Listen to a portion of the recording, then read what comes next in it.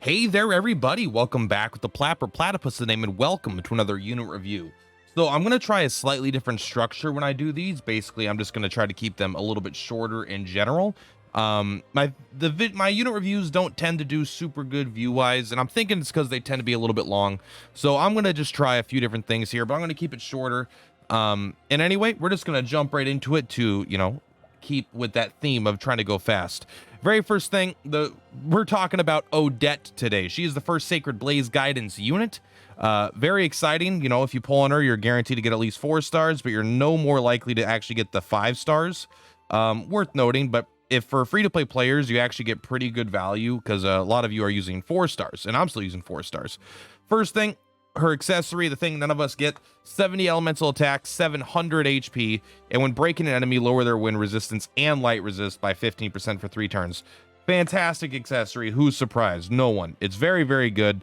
We'll get that at some point in the future, but it's basically irrelevant for most people to look at those accessories. But her passives, these are pretty sick. I think she has 2 killer passives here. Raise wind and light damage of self by 30%. So as you can tell, she's the very first unit, I think, with 3 type coverage. I may have said that before, but I think she's the first with like dedicated spells for 3 different types: for books, for light, and for wind. So she's got them all, and she does them all very, very well. And then she's also got a chance for double cast, 10% chance to attack twice when using an elemental skill. So it can never work on books, and I don't think this will work if you do like a max BP move. I don't think this will do a max BP copy. I think it'll just do the base level copy of the ability. I could be wrong on that. Maybe you could high roll in it with a max BP, but I don't think it works that way. However, I don't have any evidence or proof of that yet, as I've not used her in enough fights to see for myself. Also below, I'm going to try to play a little clip of her notable skills, basically to kind of show you guys what they look like. I don't really need to go in and do that. It will require some editing on my part, but you know what? We're doing all kinds of crazy things today. As for her stats, it's for me, it's kind of hard to tell. 567 SP does seem really high to me, but again, I don't have that many scholars that I've been using, and equipment messes with a lot of stuff. So 2911 HP. I assume this is level 100 max awakening.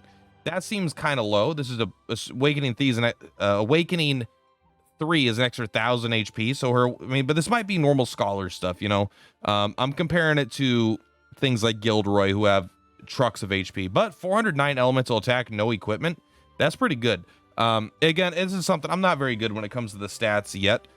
They don't seem to significantly change within the own class so far, so this seems pretty standard to me.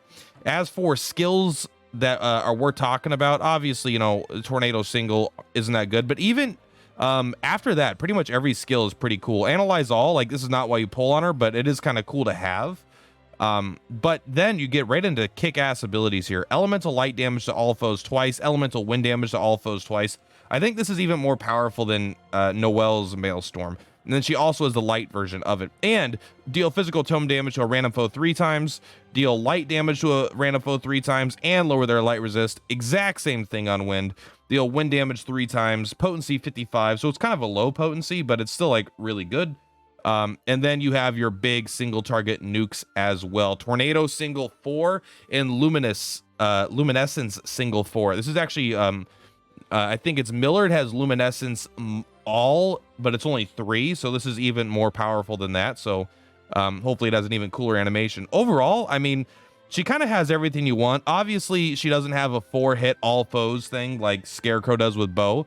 But outside of that, there's not much more you can ask for, right? Double hits of 2 different elements, and then triple hits on 3 different elements. Now, these aren't all foes, and they are random. Sometimes random could be better, because if they kill a unit in a hit, then it'll go on to another unit. But if you're trying to break shields against multiple targets, these could be very annoying, but also they could be very good, especially when there's only 1 target. These are like ridiculously good abilities.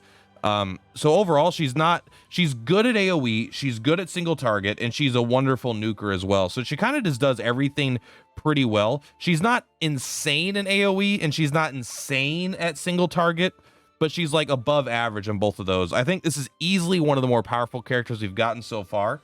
And we're going to try to bring this review in under 5 minutes. So that's it for today. Much love. Purplatypus is Purplatypus. I will see you next time.